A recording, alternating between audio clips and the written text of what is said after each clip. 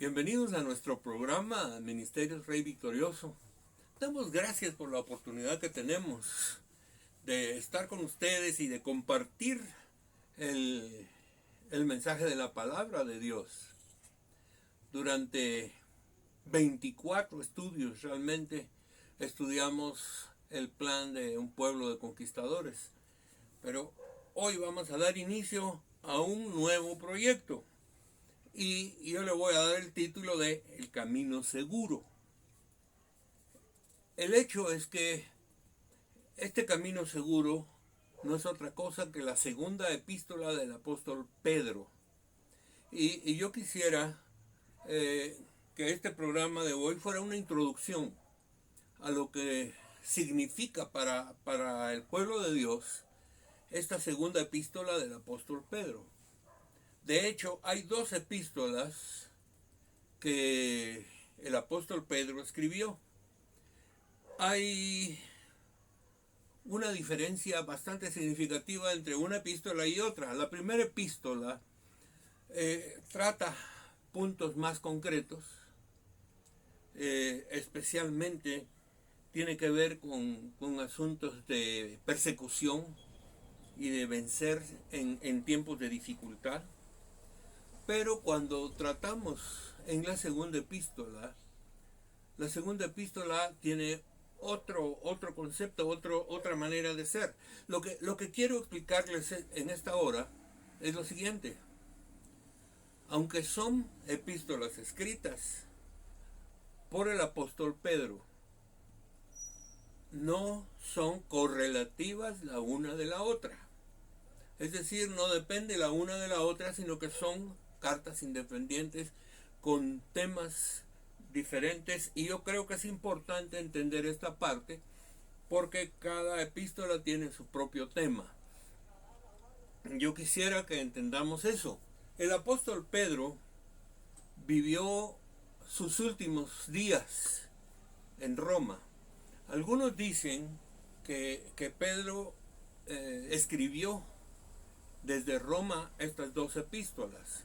La verdad es que resulta muy difícil poder poner una fecha exacta de cuándo se escribieron, pero en realidad lo importante es el material que nosotros tenemos.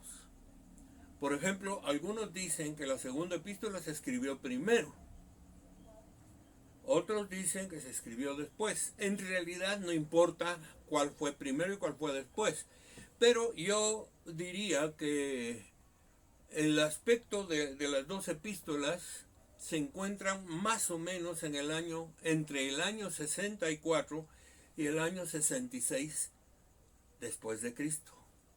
No necesariamente fueron escritas en Roma. Lo curioso del caso es que, de acuerdo a lo que nosotros leemos aquí en la segunda epístola, es que fue escrita a los que, por la justicia de nuestro Dios y Salvador Jesucristo, han recibido una fe tan preciosa como la nuestra. En otras palabras, está dirigida a personas que son gentiles, a personas que no son judías, personas que han encontrado en Jesucristo la salvación de su vida y, por supuesto, necesitan crecer. La primera epístola está dirigida muy específicamente para todo el marco de Asia Menor, en donde Pablo fundó principalmente iglesias. Ahí vemos que Pedro está escribiéndole, por ejemplo, a Galacia, a Asia, a Ponto, Bitinia y todos esos lugares. Y entonces cuando nosotros vemos eso, es posible que de todos modos las dos epístolas vayan dirigidas a las mismas personas, pero en diferente ocasión y con diferente propósito. Entonces, al penetrar a la segunda epístola de Pedro, que es lo que me interesa tratar el día de hoy, es que hay aspectos fundamentales que nosotros debiéramos conocer en esta epístola. Yo diría que en esta epístola encontramos tres temas fundamentales. tres temas fundamentales y sobre ellos vamos a trabajar. Pero sí quiero decirles que voy a hacer un énfasis muy fuerte en el capítulo 1, los primeros 10 versículos. Y después vamos a tratar más rápido el resto del capítulo 1 y los capítulos 2 y 3. Segunda de Pedro toca tres temas, les decía yo. El primero es Pedro estableciendo principios para el crecimiento de los creyentes. Establece fundamentos y principios para que la gente esté firme. Tal vez no tiene la situación compleja de persecución, no aparece en ningún momento en la epístola situaciones de persecución, pero sí aparecen problemas de falsas doctrinas. Y entonces una de las razones por las cuales la persona debe estar firme en sus creencias es porque hay un montón de gente enseñando, predicando y torciendo el evangelio, y creo que lo hubo en la época de Pedro y lo hay en la época nuestra. Así que es importante que nosotros pongamos atención a esta epístola porque nos va a traer elementos altamente importantes para la fortaleza de nuestra vida. El segundo punto es el combate a los falsos maestros o a las falsas enseñanzas, a las falsas doctrinas, y al mismo tiempo, obviamente, aunque se centra más en el concepto de los falsos maestros, obviamente también hay mucha gente que cae en las falsas doctrinas que algunos maestros enseñan. Y algunos tienen mucha capacidad de oratoria como para convencer a la gente de que la mentira es verdad y la verdad es mentira. Entonces es un ataque frontal contra los que enseñan equivocadamente.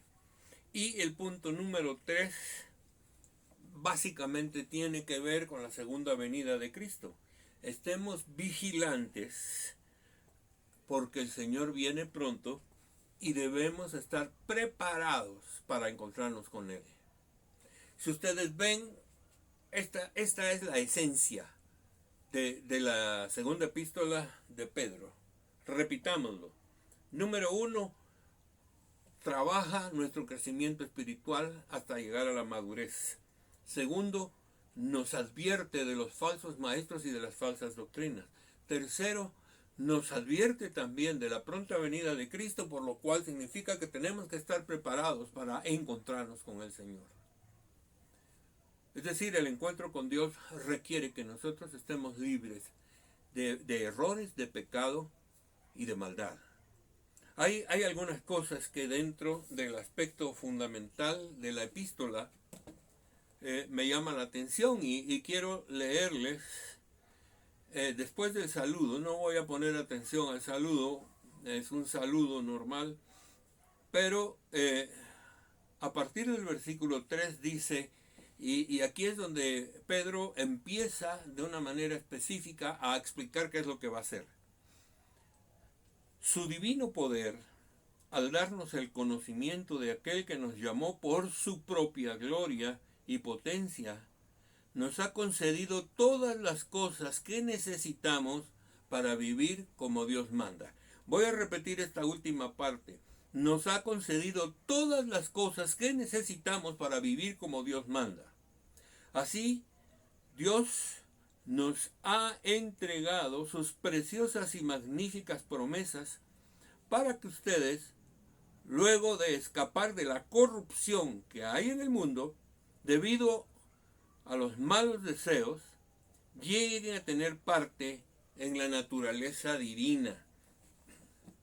Curiosamente no dice lleguen a vivir eternamente con Dios, sino lleguen a ser partícipes de la naturaleza divina. Es decir, recordemos algo, cuando Dios creó todas las cosas, hizo al hombre y a la mujer a su imagen y semejanza. Y parte del propósito que Pedro establece aquí, a la hora de enfrentar la situación, es que está hablando de que nosotros debemos crecer y recibir toda la enseñanza que necesitamos como hijos de Dios y caminando en eso, lleguemos. Fíjense que no usa tampoco el término de Pablo a la estatura de Cristo, sino que lleguemos a participar de la naturaleza divina. Me parece a mí que Pedro nos está llevando al punto de que tenemos que caminar hacia la perfección. Es el proceso de crecimiento y madurez lo que todo cristiano necesita. Tengo que decir que no podemos ni debemos conformarnos al cristianismo que tenemos hoy. Debemos seguir creciendo, debemos crecer de fe en fe, debemos desarrollar mayor entendimiento de la palabra, debemos caminar más libremente en las sendas de Dios sin preocuparnos mucho por el qué dirán de la gente, sino básicamente agradar a Dios en todas las cosas. Eso es exactamente lo que yo veo como base.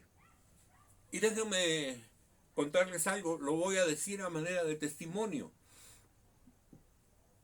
Yo tuve una experiencia espiritual hace muchos años, que le llamamos el bautismo del Espíritu Santo.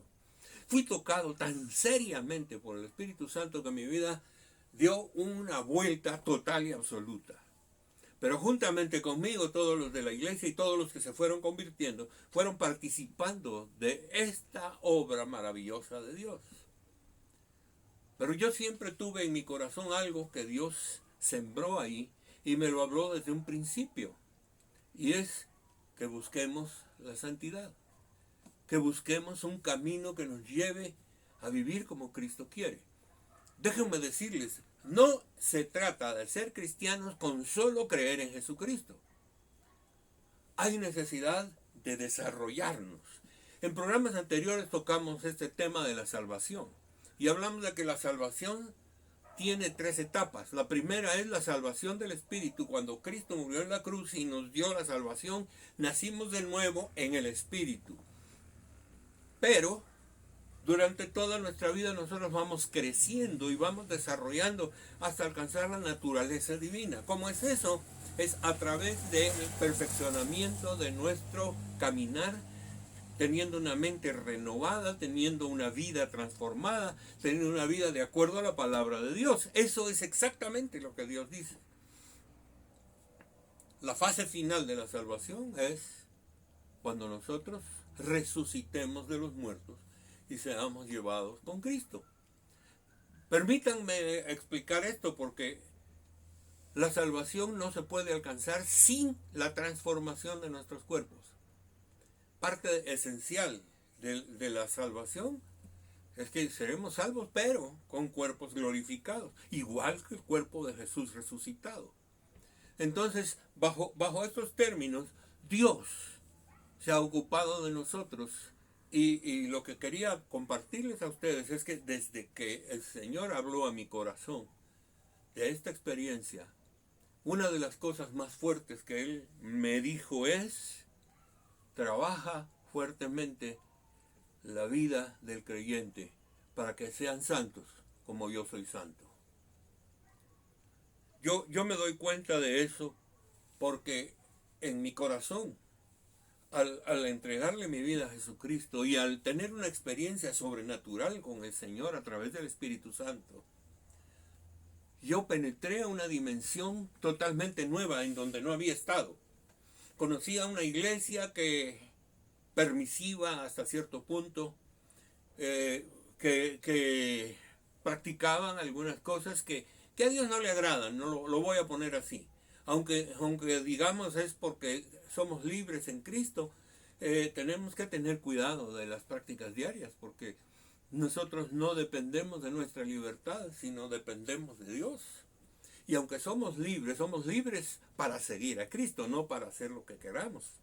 Entonces, Dios habló a mi corazón y me dijo de una manera muy clara que tomara en cuenta lo importante que la Biblia nos enseña. Uno de los versículos más fuertes que yo aprendí desde un principio fue Gálatas 2:20.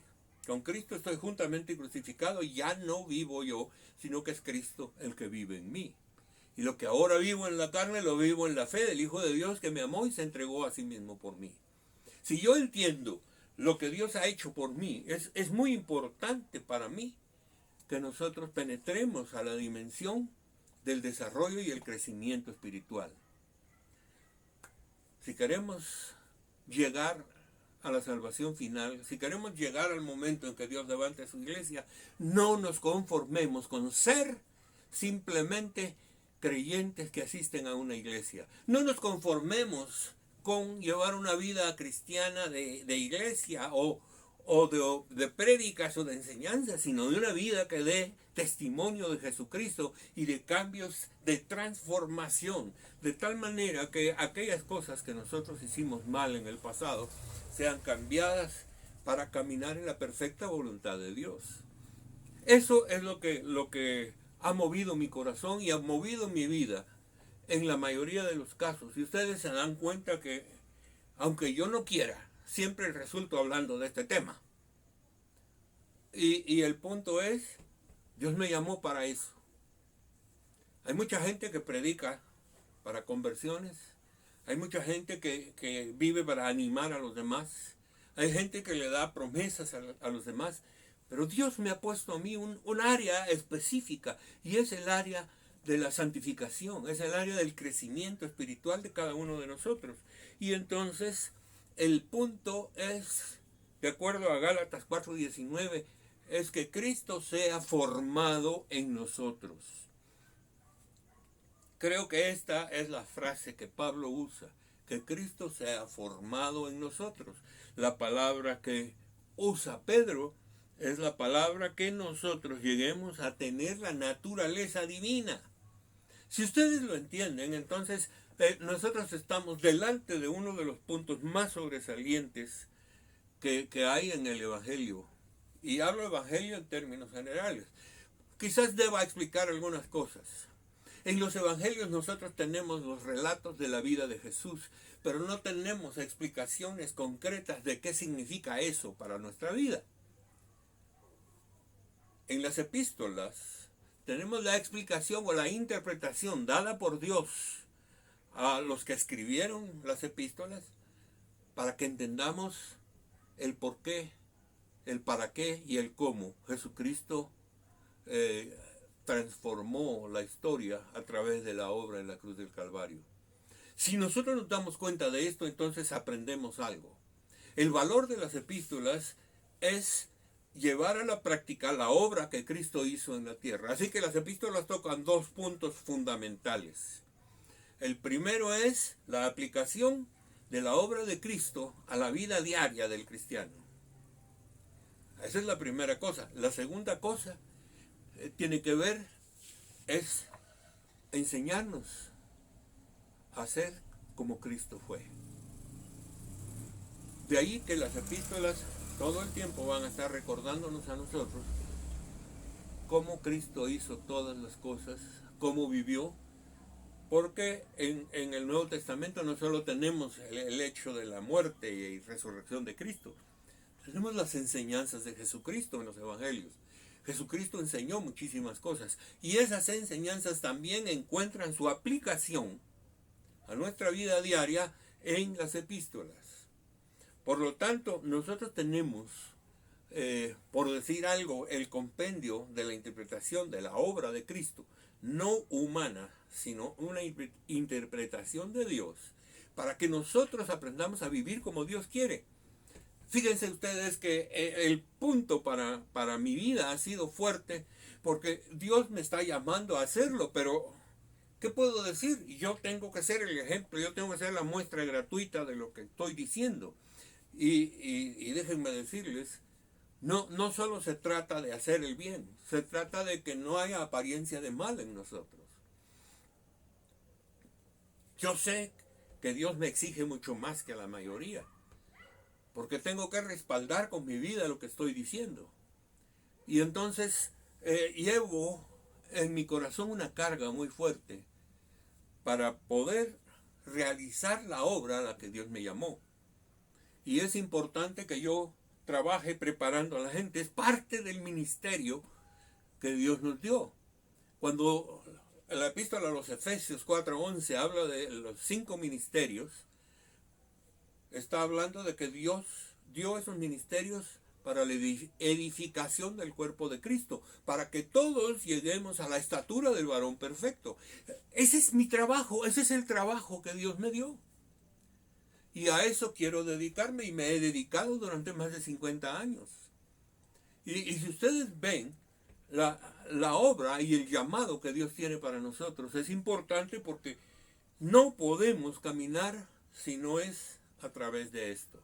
Y fíjense que aplicando este principio, el apóstol Pedro trabaja en primer lugar el crecimiento y el desarrollo para llegar a tener la misma naturaleza de Dios. Pero después nos hace advertencias. Esa naturaleza va a tener pruebas, va a tener luchas, va a tener problemas. Y él dice, debemos salir de en medio de la problemática humana y de la problemática pecaminosa del mundo. Tenemos que salir victoriosos para que el día que Cristo vuelva, vayamos con Él. Pedro enfatiza mucho el hecho de que esta tierra va a ser destruida con fuego. Pero Dios va a hacer nuevos cielos y nueva tierra. Y obviamente Nueva Jerusalén somos nosotros. Entonces, quiero afirmar que el llamado que Dios está haciéndonos a nosotros hoy, y este es el punto de partida para trabajar en la epístola que Pedro escribió, la segunda, es que nosotros nos preparemos en el estudio de esto. Quiero hacerles una invitación.